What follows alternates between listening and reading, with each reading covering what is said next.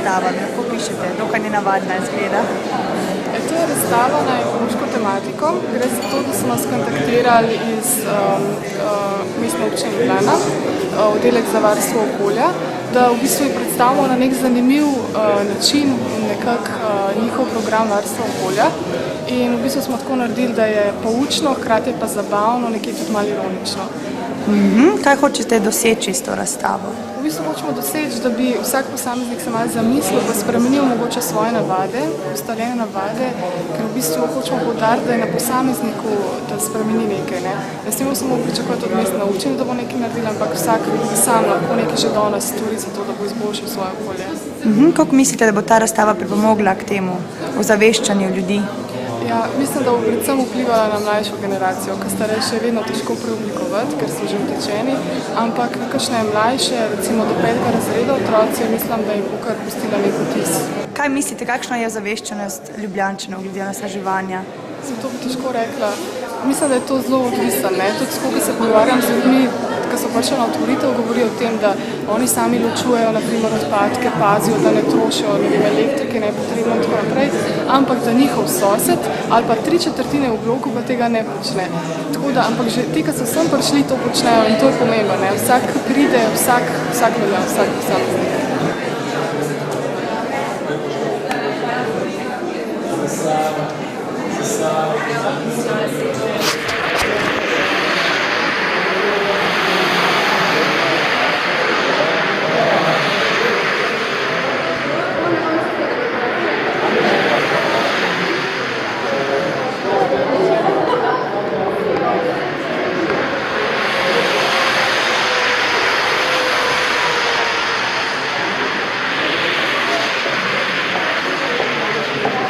Koliko smo ljudje ekološko ozaveščeni?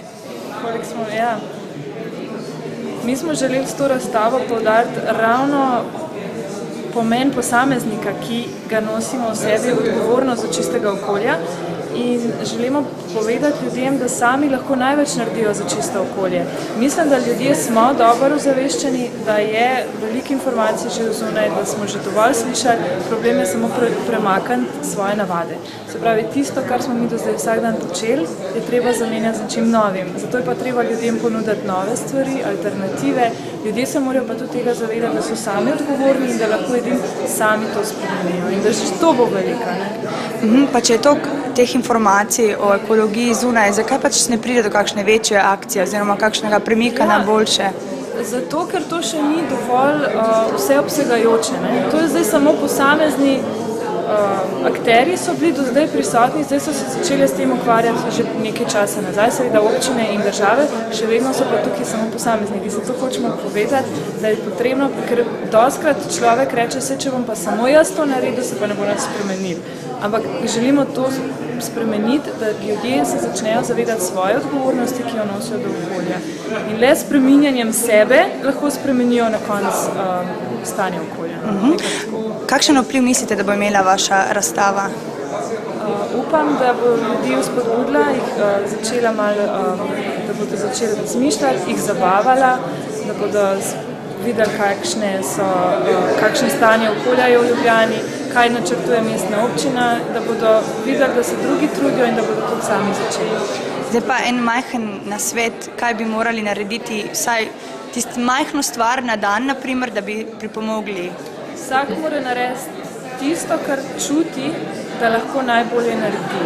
Karkoli bo naredil za ohranjanje energije, smeti, odpadkov, vode in bo prišparil s tem denar in sebi naredil dobro in za ostale. In za svoj zrak, če pogledamo tukaj v zadnji, je prikazana atmosfera, ki prikazuje delce, ki prihajajo iz avtomobilskih izpuhov ven, trdni delci, dušikovi dioksidi, vse to ima vpliv na zdravje človeka. In če se človek sam odloči, enkrat se bo usedel na kolo, so take majhne stvari in se peljal namesto avtom s kolesom, bo sebi naredil dobro in tudi ostalim za atmosfero. Ne pa naredi tisto, kar misli, da je najboljše.